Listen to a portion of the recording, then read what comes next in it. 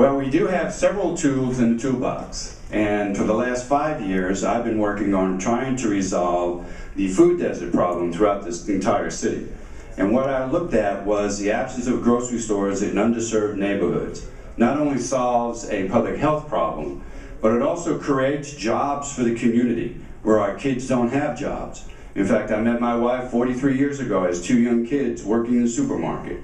And what it does, it's a catalyst for economic development in the neighborhoods. But if you think about, it's all about the dollar. Well, where do we have dollars? We get a revitalization housing money from the TERS. So all of these successful TERS have been rebating money back to the city. And for the last 6 years, we've accumulated over $100 million that is being used by Housing and Community Development Department to help fund projects. I will reallocate those monies in areas where we need this to revitalize our community. We also have 380 agreements. The problem with a 380 agreement is that it's a first cost tax abatement program. So we need to dovetail it with some other money. And so on our food desert problem, we were having problems getting grocery stores in the neighborhoods. We were able to access HUD dollars, and we have a separate pot of money for HUD dollars for grant programs. That's what you need to do to get revitalization in these neighborhoods. We can hear from Marty next. Thank you. We must have a real economic development office in the city of Houston. I can't keep saying that enough. You're going to hear it until November 3rd, so it's going to keep coming. That is our real way out of our budget shortfall. As far as the plan is concerned, I look at the city in 4 quadrants, and to the north, we have opportunity to increase or actually bring manufacturing into the city. We've got large tracts of land that's available to bring in manufacturing. To the south, we have opportunities to bring in technology businesses. To the east, we can expand on our port-related businesses. And to the west, we have our expansion of our international district that we can expand into. We cannot cut our way to prosperity. We must make investments in our city, in ourselves, and when all boats rise in high tide. So the more money, more revenue that comes into this city, the more we can fix potholes, more we can fix pensions, and we can grow this city to be an international city that is recognized as one of the leading economies in this century. Bill King, let's hear from you. The foundation of any economic development are the core services the city provides: infrastructure, public safety, neighborhood protection, and frankly, we're doing a pretty sorry job of that almost across the board. But the truth is, we do a much better job in some parts of the city than we do in other parts of the city. And I'm glad Steve brought up the TERS, because one of the things that I find troubling is how opaque it's become where we invest money in the city. You know that about half the TERS money goes to 3 TERS: Upper Kirby, Uptown, and Memorial. Now, do any of those areas sound like blighted areas to you? Right now, City Council just voted to spend $120 million of property tax money to build bus rapid transit lanes in the richest neighborhood in this city, in the Galleria. Now, where could that $120 million been spent in your neighborhood? How many potholes could it have fixed? How many abandoned houses could it have torn down? I went through Garden Villas here the other day. Thank you. I went through Garden Villas here the other day, which is a subdivision just down northwest of Hobby Airport. There were 6 abandoned houses in that subdivision that need to be torn down, and the Civic Club residents said that the city won't tear them down because they don't have the money to do it. How long do you think one of those houses would have lasted in Tanglewood or River Oaks? Thank you. Okay, next up is Sylvester Turner. Thank you. I think it's important to, number one, the mayor has to be engaged and has to be a priority of the mayor. That's number one. Number two, we have to build the city for the middle class. You heard the stat that earlier, 56% of the houses in the city of Houston are $120,000 or less. That will not support the cost to service people in this city. So we have to have affordable housing. Until we can get to the point where you have homes that are say $170,000 or more, and people can get those homes and they're affordable, we're going to miss. And we have a short window to do that. before we become where the only people in the city are the highly affluent and the very poor. And then we have to recognize that people who are in the city, who want to come to the city, they're young, they're looking for different options. You have to give them those different options. People want quality schools. You can't just talk about the growth of the city. The city can't move in one direction and your schools move in another. They have to work in tandem. They have to be moving in the same direction. You have to have mixed use development. You have to utilize all the tools that these organizations have been talking about. Historical communities want the same thing other communities want, but they don't want to be displaced. They want to maintain their character and the integrity of their neighborhoods. So we have to work with them. You have to have regulatory certainty with long-range planning. So there are a lot of things that come into play. You have to utilize all of your tools, but you have to design the city with the consumer in mind. Thank you. Thank you very much. Let's give them a round of applause, everybody. I know you were wanting to. Okay, we're doing great on time here, and I think what we're going to do is this on this last question. Let's go from 1.5 minutes, Damon, to 2. Okay, so I'll just give you that heads up on it, and let me turn it over to Jeff. Thank you. Candidates, as mayor of Houston, will you be willing to partner with other agencies, federal, state, or local agencies, for effective economic development? If so, which ones and how? And please try to be specific. Thank you very much. Okay, first one up for Jeff's question is Chris Bell. Here, I'm going to give you the mic. I can't resist pointing out that this is only the second forum and we've already voted Ben and Adrian off the island. This could be a very short campaign after all. But as the only candidate up here who has served on both the city level and the federal level, I certainly understand the great importance of different levels of government working together. And I think I would pursue that rather aggressively. Can you, I think that, if you don't pick that one up, thanks. It would pursue that rather aggressively, and just the other day I talked about implementing taking the streets and traffic management department out of public works and making it a direct reporting department to the mayor's office. I think that's very important given the problems that we've seen with our streets here in the city of Houston. And something we proposed was aggressively going after federal dollars to aid in that effort. It's pretty amazing when you start looking at the various pots of federal money what you can find. We've even seen some cities that have been able to utilize federal dollars for pedestrian sidewalk programs, some that have been able to utilize federal dollars for the synchronization of streetlights, something that I definitely want to pursue if I'm your mayor, because I don't think you should have to stop 5 times on a half-mile stretch of road. So those are the types of things. And also, I would want to work with a school district. I think education is an economic development issue. I think it's the most important issue facing our state and facing our city, and I propose offering library space, underutilized library space, to the various school districts within the city of Houston, and educators and nonprofits who are looking for space for pre-kindergarten programs, because I think it's a great way to repurpose libraries. So those are some of the ways I would work with others.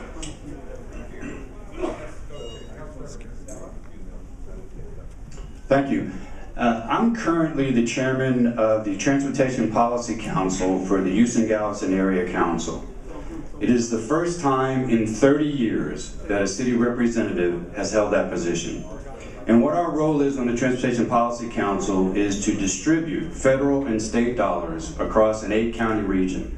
So we're going to be responsible for distributing $2.4 billion in mobility money, both in terms of highways, roads, bikeways, and mass transit.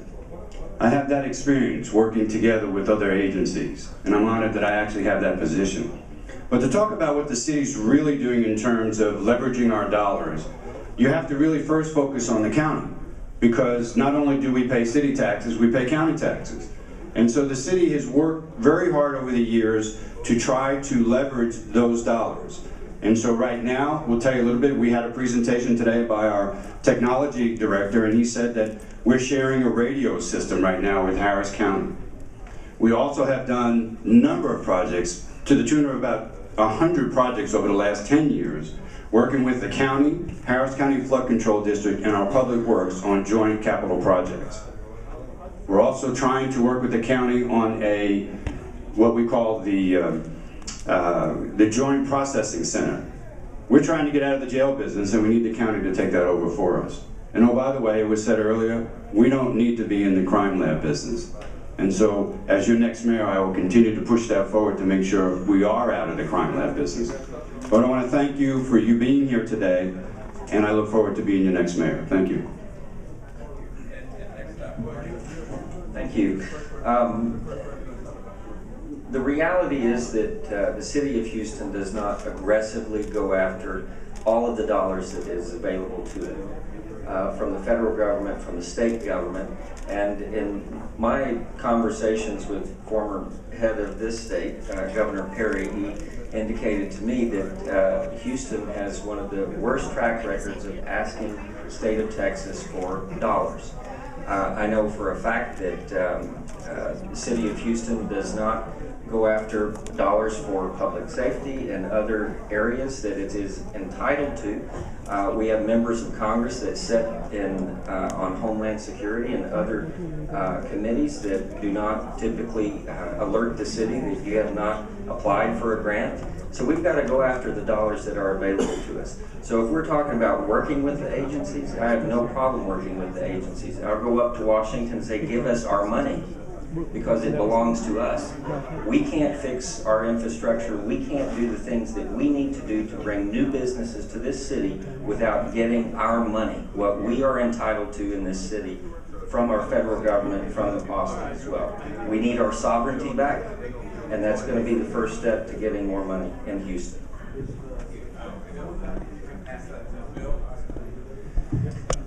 Yeah, this is a topic I've written on quite a bit. I think the last count, we've got like 700 or 800 governmental entities in Harris County. It just drives me nuts.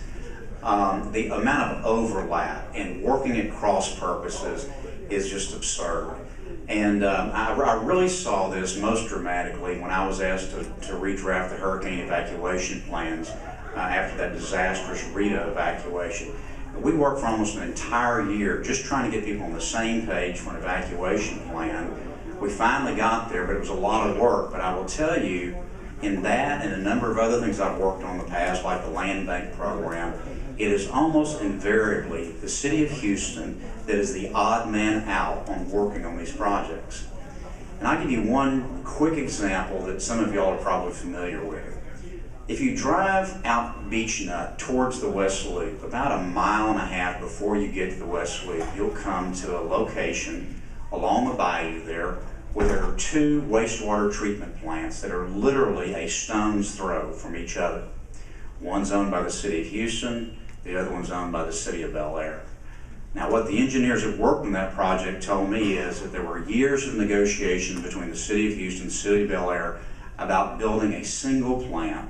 For whatever reason, those negotiations fell through, and so both cities built their own wastewater treatment plants across the street from each other. Can you imagine how many millions of taxpayer dollars are wasted in the construction, wasted in the operation, the regulation of those plants year after year? Those are the kind of things we've got to eliminate, and the city of Houston needs to be the leader in that cooperation, not the obstacle to it. Thank you. Thank you. The next mayor will have to work with people at the state level and the federal level, Democrats and Republicans, working in collaboration. No one can say that, like myself, that I've worked effectively with all of those groups for the past 26 years. When it comes to transportation and transit, you'll have to work with Metro, and you'll have to work with the Texas Department of Transportation. In this legislative session, we've added billions of dollars to transportation. 40% of that will go to congestion. Can you imagine an area that's more congested than we are? You're gonna have to work effectively there. When it comes to flooding and drainage, the city will have to work with the bayous, with Harris County Flood Control District, the Corps of Engineers, critically important. When it comes to the local arts districts, 5 of whom are in the city of Houston, the next mayor will have to work with the legislature and the Texas Arts Commission. I've been a staunch advocate on both ends. When it comes to mixed-use housing, the next mayor will have to work with HUD and community development. I've done that in the past. When it comes to national and international trade, the next mayor will have to work very closely with the port. That's critically important. When it comes to job training and employment resources, the next mayor will have to work with the Department of Labor and the Texas Workforce Commission. When it comes to education, which is critically important, the next mayor will have to work with TEA, Texas Department of Education, as well as our school districts. I've been doing that for 26 years. When it comes to being effective and representing the city's interests, we have to recognize that we have to operate on a regional, on a statewide, and a national basis. And relationships matter. The next mayor would have to utilize those relationships. If you want to get into the job, start the job, and get going early, you have to build on relationships. No one at this table can say that they have those type of relationships that I offer to the city of Houston. I'm stepping away from the legislature. I'm not stepping away from public service. And I want to utilize everything that I have learned and gathered in order to work for the city of Houston. Great. Thank you very much. Let's give him a round of applause for this question, okay? Thank you. Gentlemen, you all have been fantastic on the clock here. You've really been good working with Damon, okay? You win a double bonus here on this, okay? So we'll give you some time here for the closing statements, and if I do my math on this, I think it'll work out pretty well. I'm going to give you actually 2.5 minutes. We told you a minute, but we'll give you a little bit more time if you want it, okay? You don't have to use it all, but if you like it, you got it. Audience, you okay with that? Let's do it, okay? And so first up here, okay, is Steve Costello. Thank you. We've talked about a number of unique issues that is facing the city and the challenges that we have. And I believe that my position on those issues makes me the best qualified to move this city forward as your next mayor. But what this reminds me of is the fact that, you know, one of the titles that I have and my wife have, we're grandparents. And when our granddaughters come to visit us and we spoil them to death and give them back to our children, it reminds me that the decisions that we make and the policies that we adopt that affect us today and our city are going to affect our children and our grandchildren. So I encourage you to help me roll up your sleeves and help me focus on improving our infrastructure for the city, because I believe it's the foundation of the city, specifically roads, traffic, and drainage. Help me find more money for public safety so that we can get more cops on the street, specifically in our neighborhoods, to make our neighborhoods safe, get them the equipment and resources they need to do their mission.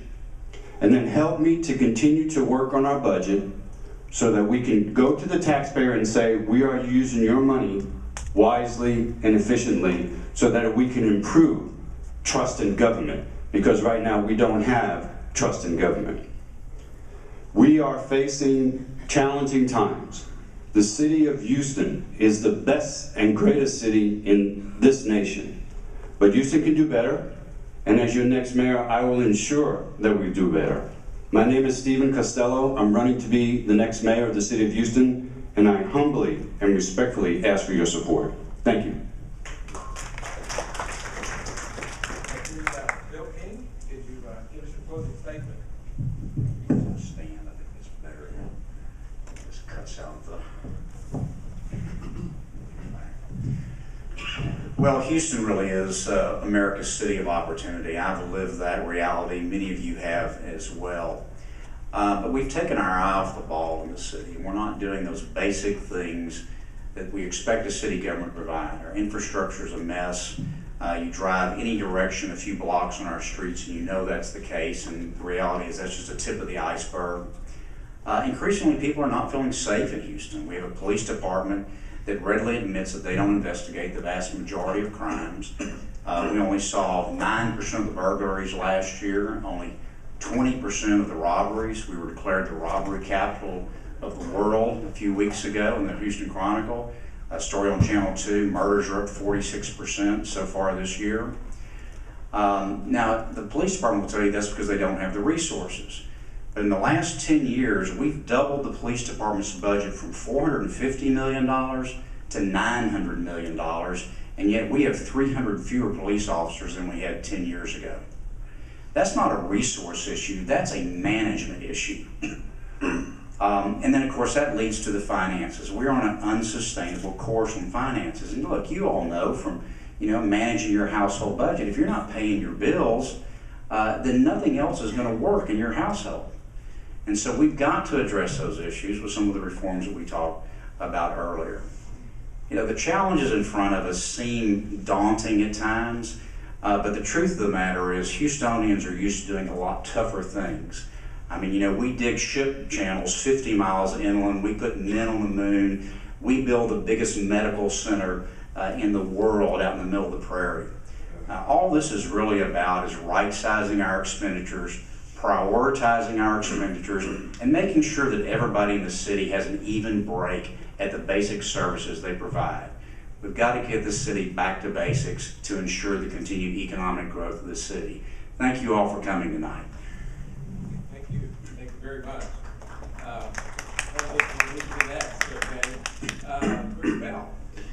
Thank you so much for the opportunity to be with you this evening. As I said in the beginning, I want Houston to become one of the most modern cities in the entire country. Well, what do I mean by that? Well, there's a revolution taking place all across the country, really all across the world. It is a digital revolution, it's a technology revolution. And cities that are fully embracing the advancements in technology are moving forward like never before. And I want the city of Houston to be counted among them, because it will empower neighborhoods and communities like never before, and it will empower City Hall like never before by improving efficiency and greatly improving communication. But modernization is not all about technology.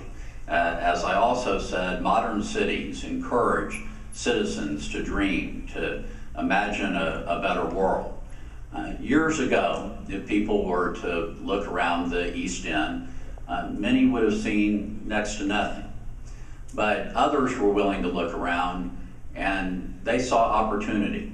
And they decided that with proper planning and with proper management, they could build a prosperous community. And now, when you look around the East End, you can see that dream coming true. As has been pointed out during the course of this forum, we have tremendous economic disparity here in the city of Houston, and we are becoming a city of haves and have-nots. We have geographic inequality here in the city of Houston. It is a problem that can't be ignored. In a modern city, almost half of your citizens cannot live below the poverty line. We have to create greater opportunity. And I believe it's the duty of this next mayor to do everything possible to encourage and incentivize citizens to dream, who want to create more livable communities in those underserved areas, to allow those dreams to come true. Let's make it happen. Thanks a lot for being here tonight.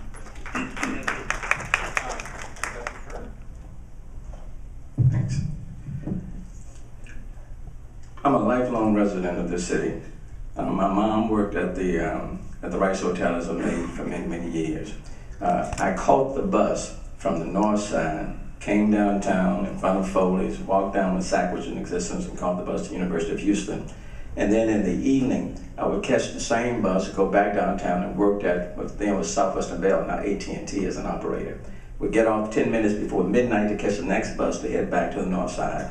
I was born and reared and still live in the same community, similar to the groups that are sponsoring this forum tonight. This is a growing city. It's a great city. I love this city. Does it have its challenges? Absolutely. Doesn't make it a bad city. When I was here at University of Houston, it did not look the way it looks today.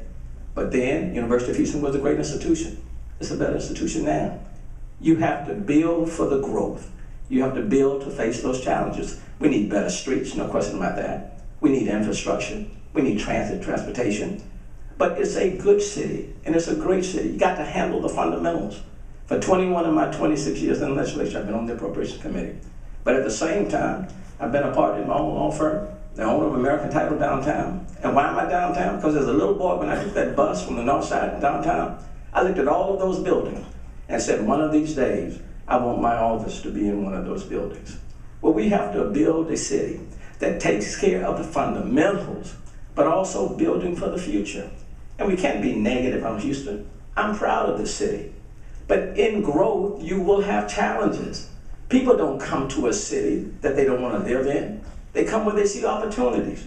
So you have to provide the transit, the infrastructure to meet those opportunities. You have to balance the budget. There are income inequalities. There are some people who are doing very well. 24% of our people are living in the working poor. The next mayor has to give voice and vision to those individuals.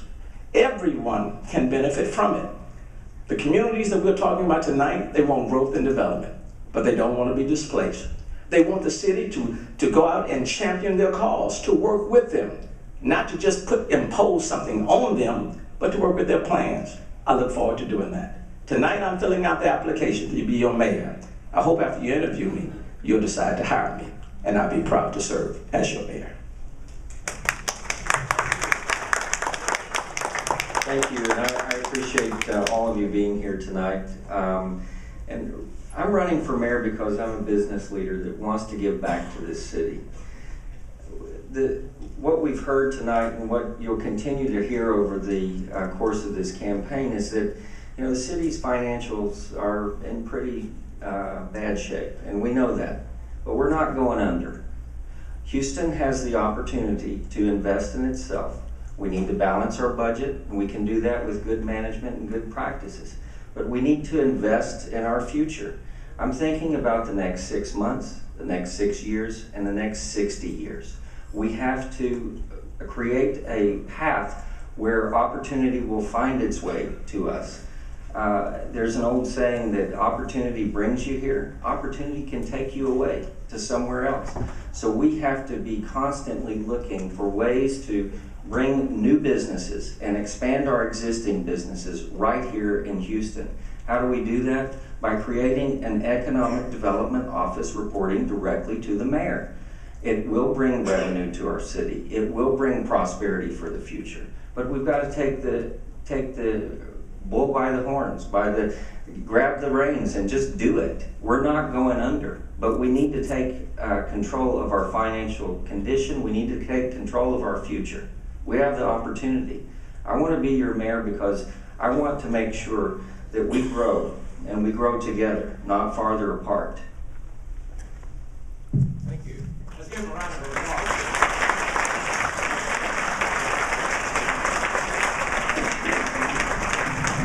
Thank you. Thank you very much.